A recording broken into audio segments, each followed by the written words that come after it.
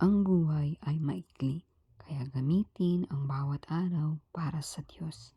Huwag ipagpaliban ang pagsunod sa Panginoon dahil hindi natin alam ang mangyayari bukas.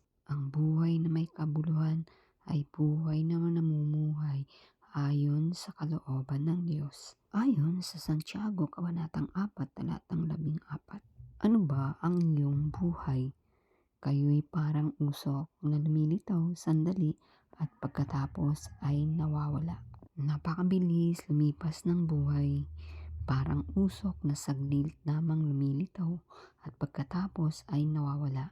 Napakabilis lumipas ng buhay, parang usok na saglit lamang lumilitaw at pagkatapos ay nawawala. Marami ang nabubuhay na parang napakarami pang oras ang natitira, kaya inuuna ang kayamanan, kasiyahan at pansamantalang bagay habang ipinagpapaliban ang relasyon nila sa Diyos. Ngunit ipinaalala sa atin na ang salita ng Diyos na ang buhay ay hindi permanente. Hindi natin alam kung hanggang kailan tayo mabubuhay, kaya't bawat araw ay isang pagkakataon ibinibigay ng Diyos upang siya ay makilala, mahalin at paglingkuran. Hindi mahalaga kung gaano kahaba ang ating buhay, kundi kung paano natin ito ginamit.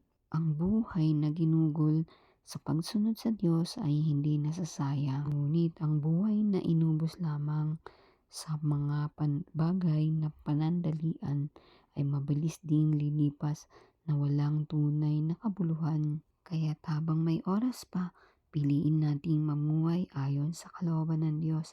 Huwag natin hintayin dumating ang panahon na wala tayong pagkakataon magbago.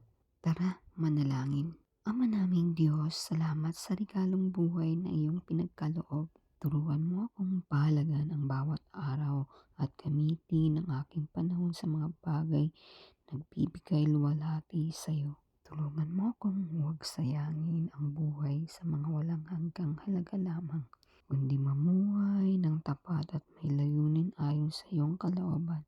Sa pangalan ni Jesus, Amen.